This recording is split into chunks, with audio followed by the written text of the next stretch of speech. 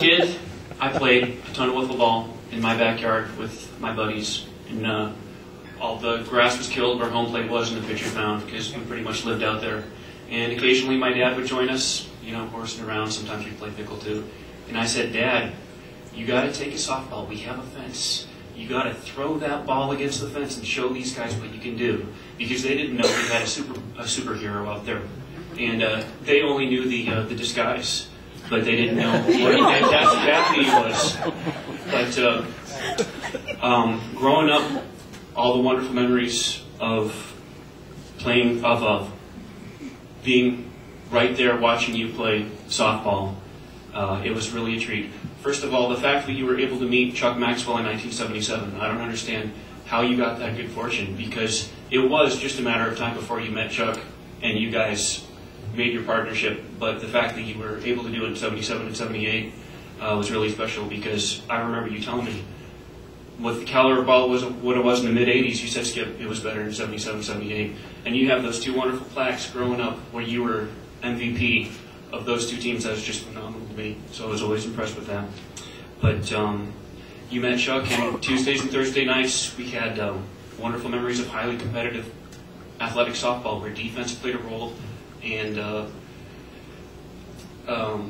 hitting, pitching, it was the whole deal. And you were right there doing all that. And then on the weekends, the extraordinary, emotionally exhausting tournaments. The one that comes to mind is in '86, we went to the regional tournament in St. Louis, and it was an 8-hour car ride. It was double elimination, so we knew after we lost that first game, I think it was 100 run to none. That game was in the mud because it rained.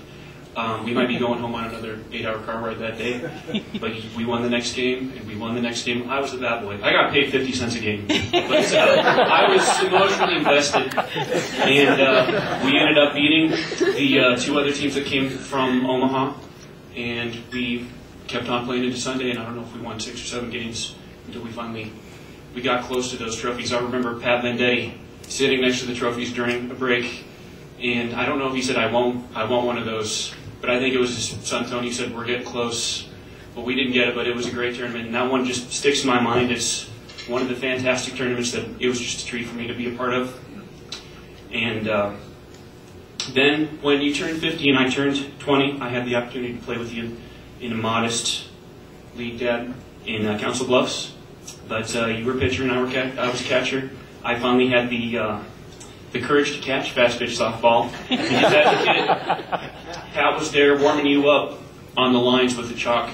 And you said, "Skip, step up there." And I always regretted that I was a little too cowardly to step up and take the hot stuff just in the batter's box.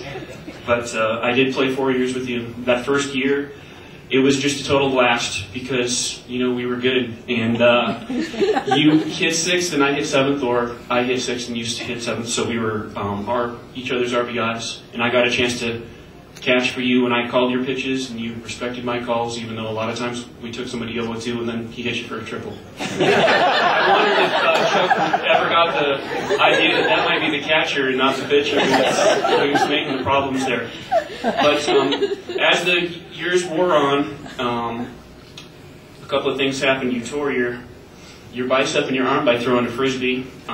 You had you were just getting older in general. You had a disc removed in your back, and during spring training, a Omaha Hall of Famer ended up breaking your arm during batting practice.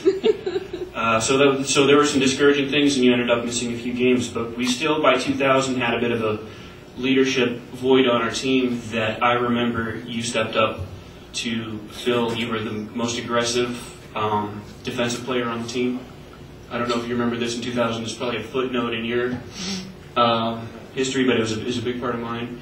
And you pitched great, and Chuck moved you up to the 4th spot for hitting because he knew we needed somebody to score some runs. And you did what you could, and I was always impressed with the way you could step up even after all those things that happened to you by the time you were 53 at this point. But those are the things that come to mind when I think about your wonderful career and my extraordinary privilege to be there with you. So with that, I'd like you to present you to the Hall of Fame.